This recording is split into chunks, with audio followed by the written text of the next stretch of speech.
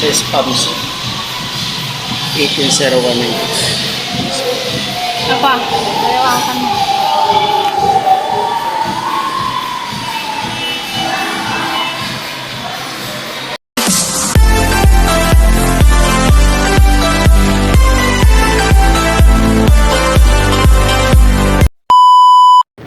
Hi guys! Welcome back sa aking YouTube channel. It's me, Arlene Diasis.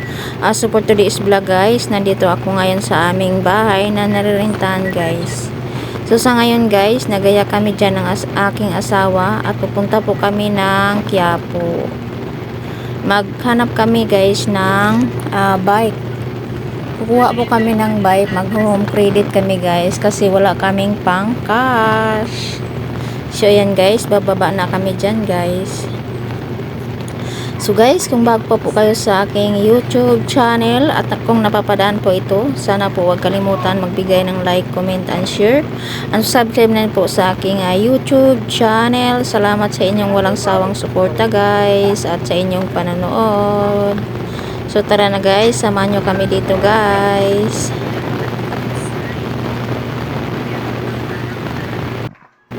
So, naglalakad na kami dyan palabas sa aming nirerentahan na bahay guys. So, ayan. Lakad-lakad lang muna kami. Ang problema dyan guys, kasi umuulan siya. Ayan. It's rainy day ngayong araw na ito. Inaantay ko yan dyan yung asawa ko guys.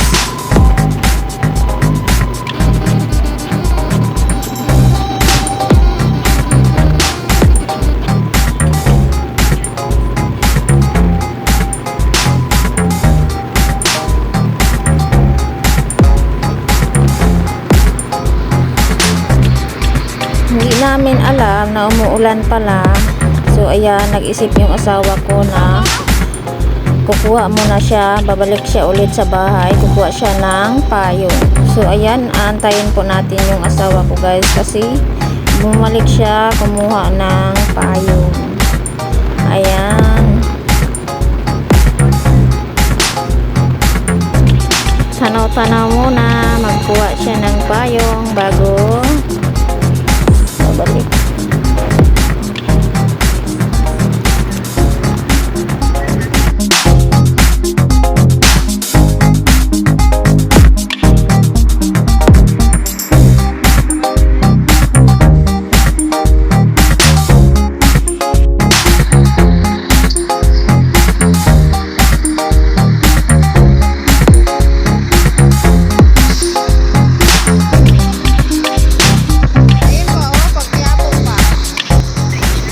So, dito na kami, nakatawid na kami guys. At mag-aabang po kami ng jeep papuntang Quiapo. Ang hirap pala ngayon magbantay ng jeep pa Quiapo. Kasi tanghali na ngayon, mga alas 9 na ng umaga. Kaya mahirap magbantay dito, ngayong oras na ito.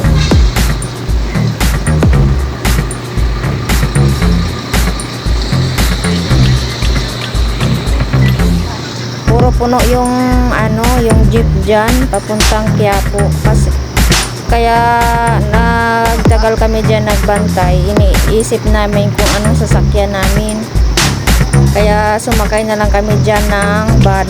Nagbantay na lang po kami dyan ng van papuntang Quiapo.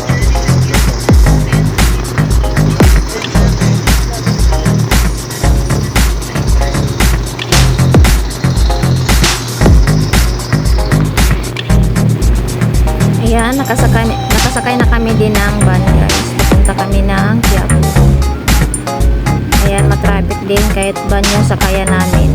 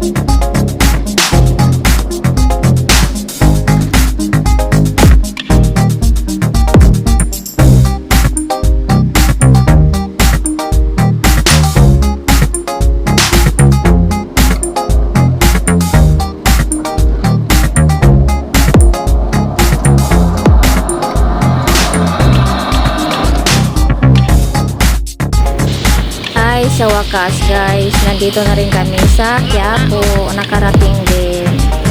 So ayan, dito kami bumaba sa may anong tawag dito?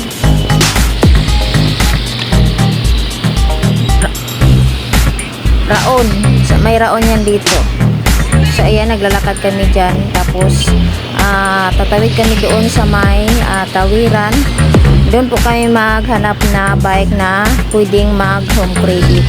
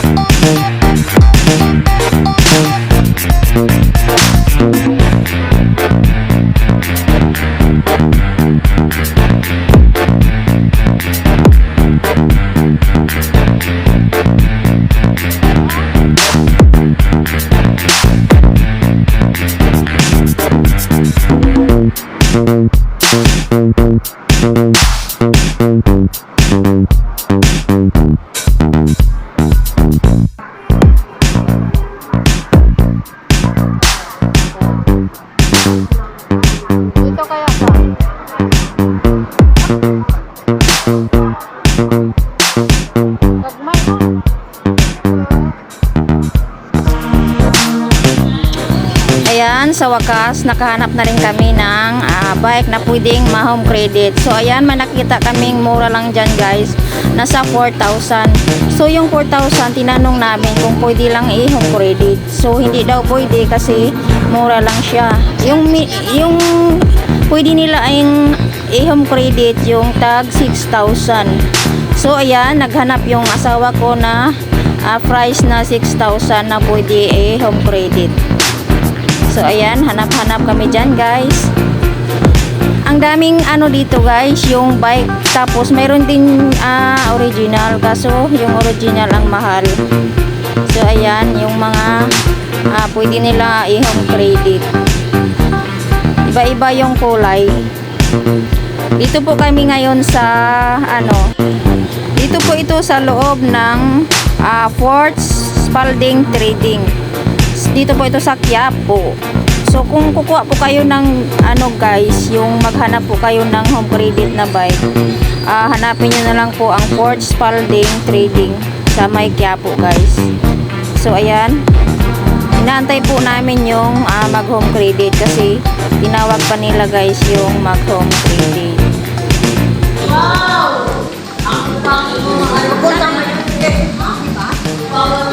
Malipis lang ha. Standard sukat.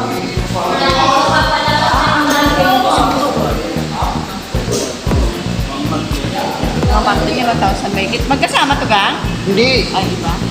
1,000 megit ang ano yan. Pamimili ka kung 6 months or 8 months. Pag 6 months kasi yung babae, dyan nasa 1,000 na dito. Ate.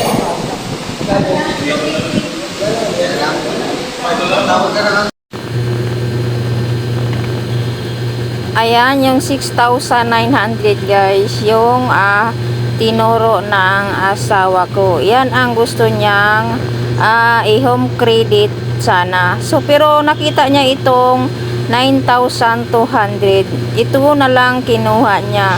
Ang 9,200 ay, ang down po namin dyan guys ay nasa 360.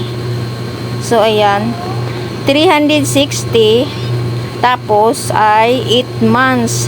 Ang babayaran po sa 8 months ay 1,799. So may free siya na isang buwan. 9 months sana. So may free siya isang buwan. So magiging 8 months na lang. So iyan na lang guys ang kinuha namin. So ayan guys. Kasi guys wala kaming i-cash dyan. So hindi tayo talaga makakuha ng gamit kung hindi tayo uutang. So ayan, pinaprocess na po dyan yung home credit ko guys na account ko.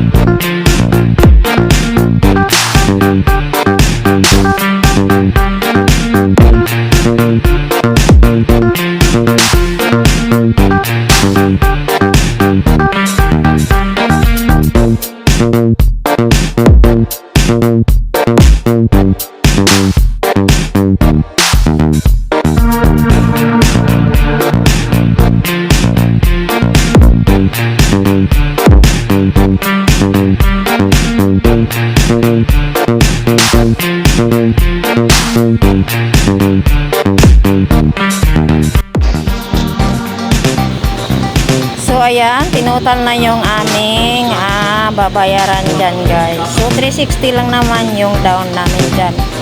So ayan, nagayak na yung asawa ko. Tinatalian na niya yung payong daw kasi ilalagay niya sa likod niya guys yung payong. Kaya tinalian niya ng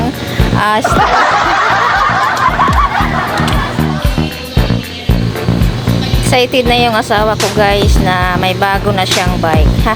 Biruin mo guys, yung kahit bike lang pero grabe yung mahal yung interest. Nasa 4K yung interest niyan guys, nasa 14K ang babayaran namin. So biruin mo guys, ganyan lang, bike lang pero grabe mahal din pala.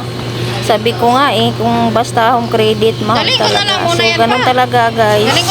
Hindi tayo makagamit kung walang home credit. So ayan na nga guys, nagayak na po kami dyan umuwi. At bago po kami umuwi ay dumaan po muna kami dyan sa simbahan. Pumasok po kami dyan sa simbahan at nagpapasalamat sa ating Panginoon. So guys, dito lang po muna magtatapos ang aking video. Salamat sa inyong mapanonood, sa walang sawang suporta. So guys, kung napapadaan po ito sa inyo, sana huwag kalimutan mag-like, comment, and share at mag-subscribe po. At see you in my next vlog. Bye-bye. God bless at always. Sana po ay nasa mabuti po tayong lahat.